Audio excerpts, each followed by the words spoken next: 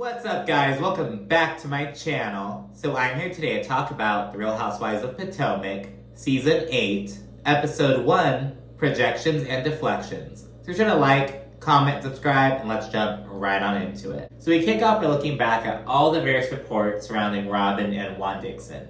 From the Canadian lady who he paid for a hotel room for, to the young lady who was spotted at the laundromat and nail salon with. I believe it was the same girl, Coach Bree, in both of those instances, but I could be wrong, I guess. So yeah, we had a little recap on that. The ladies kind of walk us through it in the confessionals. Mostly Giselle, Ashley, and I think a little bit of Karen. It was mostly them kind of narrating a little bit. Mostly Giselle and Ashley, though. We then check out with Robyn and Juan as they're looking back on some various wedding pictures.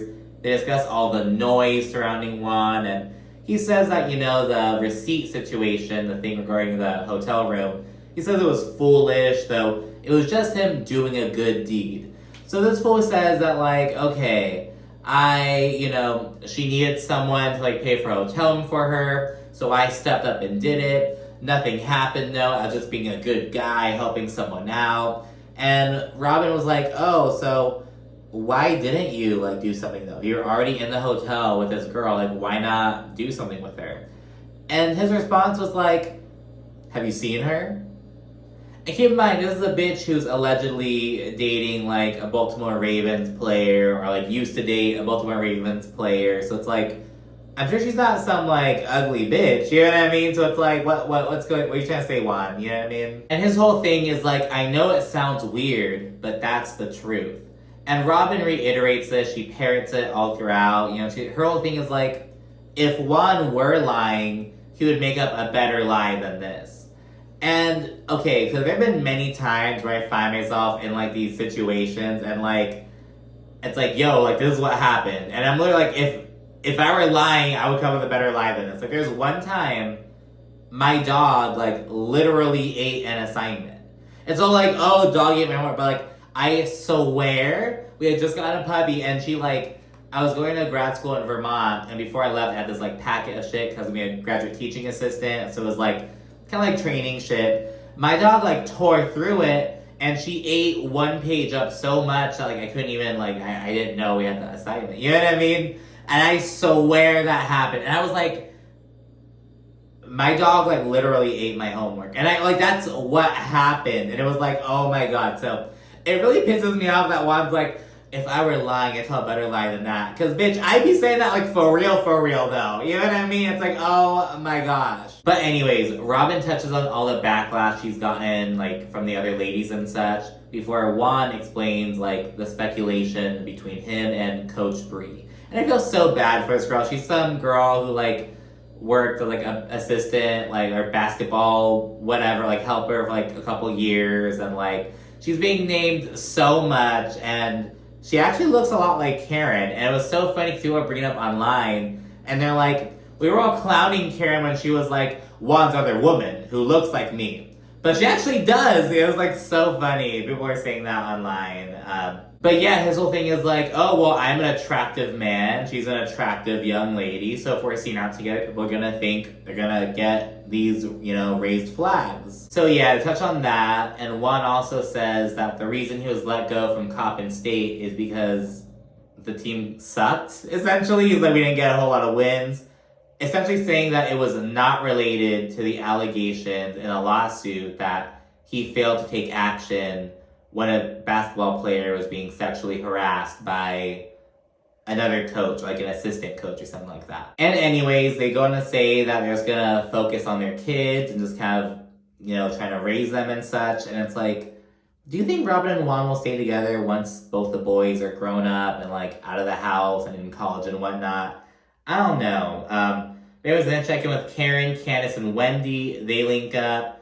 Wendy, she mentioned that she's giving up alcohol for Lent. She whips out this rosary. And it's interesting because from the trailer, we know that Wendy and the new girl, Nneka, they're going to have some drama because they're both Nigerian. Nneka is going to accuse Wendy and her mother of practicing witchcraft. It's very xenophobic, essentially. And in a lot of these countries that had Christianity introduced later on, it's Christianity is placed on a pedestal while the indigenous religions are kind of like demonized as like voodoo, the devil shit. So it's like really good going into that. It's like, seems like it's also gonna touch on like, oh, she says that you're like affiliated with like this tribe or some shit like that. It's like very just xenophobic. I don't know. We're gonna get more to that later on. So it's kind of like maybe a little sneak peek, kind of showing that Wendy's a woman of God. She's a Catholic woman. You know, she's participating in Lent. She has a rosary on deck.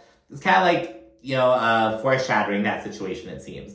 We then discuss where they all stand with the others as it went down at the reunion between Wendy going at it with Mia, Candace gunning at Giselle, Karen and Robyn going at it. Like, it was a madhouse, and they specifically hone in on Miss Robyn Dixon. And the general consensus is that they were all targeted to essentially help Robyn hide this little dirty secret. Like, getting people to focus on Karen's marriage, Candace's marriage, Wendy's marriage, when Robyn's situation is the real thing that, like, deserves to be under a microscope. You get what I'm saying? And Candace is like, it was such a projection. Karen goes, it was such a deflection. And then Wendy says, it was clear that she was projecting and deflecting. And it was just the way it was edited was like so funny to me, to be honest. It was such a projection. It was a deflection. It's clear that you were projecting and deflecting. And yeah, Wendy then really goes in and she says that Robyn and Juan have an arrangement, and she also questions whether they're actually married. She's like, has anyone seen a marriage certificate? Kind of like echoing Karen's sentiment from last season, it seems. But anyways, we're gonna check with Ashley and her boys at her new home. She says it's like a seaside in the city kind of vibe, and it's a really cute house. She says that like the interior decoration of it was really like just kind of a contrast to what she was used to at the penthouse in Alexandria. It was just so gloomy, so like fucking modern, like industrial almost, kind of like just love grays and black and whatnot. So she has all these like blues and like whites and like light tans and things like that. It's really cute, to be honest. I think it's very like airy and whatnot. Her boys are climbing all over the fucking counter. It's like one of them's gonna fall. Like, oh my god, this is happening as Ashley in the confessional is like, oh, you know, now that it's just me and the boys living in the house, I have to really be on my A game. We then see that she has a nanny with her as well, and so yeah, and then she also reveals that she is in no rush to take Michael's name off of the mortgage, because of course, like if shit hits the fan, you know, he's kind of able to help out a bit more. She then reveals that she and Michael are kind of hashing out custody right now, but she does say that he like didn't leave her high and dry. Despite her not getting any alimony, he helped put the down payment on the house, he like pays child support. She didn't say if she gets a little allowance, but that an unofficial allowance. But, you know what I mean? He helps out the kids in that sense, I guess. But, you know, whatever. While on FaceTime, Giselle says that, you know, she wants to have Ashley and Charisse over at her place so they can have a little moment with Robyn. They want to have a fucking intervention damn near. Giselle says she's concerned for Robyn's well-being and she wants to support her however she can. And Giselle says her perspective is different from everybody's, and I need her to know she looks crazy. So I'm like, okay, she wants to support Robyn, but like call her out, and it's kind of weird. And like her intention seems kind of hazy in a sense. But yeah, a lot of people are comparing the sit down to the scene in Girl, where like just meeting up, fucking like getting to the fucking root of the issue, just like, all right, bitch, like this is what's up. You know what I mean? We're gonna check in with Giselle at home with her new man, Jason. He is 16 years younger, and you know, it's kind of chit-chatting about that. He's interacting with like the kids and everything, and Giselle mentions she's kind of sad because Grace is gonna go off to college soon.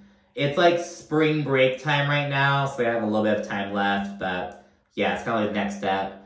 We don't know. She hasn't mentioned where Grace is going yet. I think unless she's going to Giselle's alma mater, or another HBCU, or a different university. I don't know. I just checked, and it looks like she's going to FAMU, Florida A&M University, down in Tallahassee, so good for Grace. Then check it with Mia at her new house. She went from almost 11,000 square feet to 1,500, so quite the adjustment. After she and Gordon kind of touch on some of their business issues and whatnot, Mia reveals that Gordon slipped into a depression, and it's like, well, yeah, like it's like understandably, you know what I mean, considering like the business related aspects. But so yeah, there's that. She says it was really hard for her to see that.